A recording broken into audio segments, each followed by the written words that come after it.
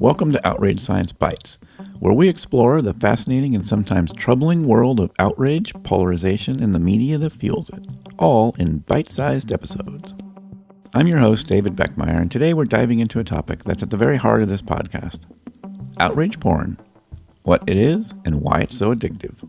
When we talk about outrage porn on this show, we're referring to content that is explicitly designed to provoke outrage, especially moral outrage. Whether it's in political campaigns, news media, or social media, this kind of content is everywhere, and it's incredibly powerful. If you tuned into MSNBC or Fox News today, I can almost guarantee that you were exposed to outrage porn. They showed you something the other side did to infuriate you. You might have also seen this same heinous act in a meme on social media, or perhaps even passed along directly from a like-minded friend or acquaintance. But why is it so effective, and why do we find it so addictive? Let's start by hearing from Katie Jones, an educator with experience in understanding and addressing diverse learning styles and challenges. Katie explains how our emotions, particularly fear and anger, are often exploited for profit. Actually, I saw the fear porn and I started laughing so hard when I saw that on your website. I was like, yes, thank you. Because it's one of those things, it's like a train wreck, right? You can't look away. It's in human nature to watch whatever's going on. And the more emotion that can be evoked out of someone, the more sadness or anger, or really those are any negative emotion, let's say, that you can evoke out of someone, the more likely they are to be gravitated towards it. Because you think of a happy puppy on Facebook, right? Oh, cute puppy. And then you keep scrolling. You see Trump is going to put everybody in an internment camp and you're like, what? And then you click on it and then you just go down that rabbit hole. That's the negative emotions are fueled and intentionally cultivated to create clickbait, to make corporations money. And a lot of people don't realize that they're getting played. And if you try to show them they're getting played like that, then they get really defensive and really mad because they take that as you calling them stupid when that's not what you're doing.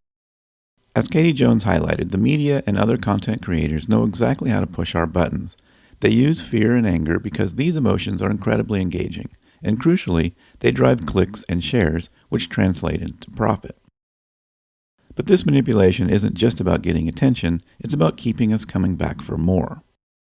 This brings us to an important aspect of why outrage porn is so addictive. It taps into our desire to see our opponents do bad or stupid things. Peter Ditto, a professor of psychological science, provides insights into this phenomenon. He explains how we often take pleasure in witnessing the missteps of those we disagree with. There's some perverse joy, I think, that people get when, watching the other side do things that infuriate them in a sense. It just kind of feeds this. We're in this where these guys are bad, and every time you do something bad, I just want to see it and I want to revel in it. Peter Ditto points out that our enjoyment of seeing the other side stumble isn't just about schadenfreude. It's about reinforcing our own beliefs and moral superiority. Even though we get mad about it, we still enjoy it in a way and seek it out, and perhaps even feel compelled to share it with our friends so they can be mad too. Humans are weird. Next we have Ilana Redstone, a sociologist and expert on political polarization. Redstone discusses the role of certainty in fueling outrage. So if you think that certainty underlies outrage, right? Like, how do you justify outrage if you're not certain, right? Like certainty, it is the thing that justifies outrage. Certainty that you're right, certainty that the other person is a horrible person, certainty, right? It is. So I want to make sure that link, like you could sort of drift off into this, science and knowledge and philosophy, but it's very directly linked to outrage. The trap part, which is the tie to democracy, is what it does to how we view other people. That's the part that, you can set aside the sort of physics and philosophy questions and just focus on the part that has implications for democracy. Ilana Redstone's insights show us that when we're certain we're right, and those who disagree are wrong, it becomes almost impossible to step back and consider other perspectives. This certainty is a key ingredient in the addictive nature of outrage porn, locking us into a cycle of outrage that feeds on itself.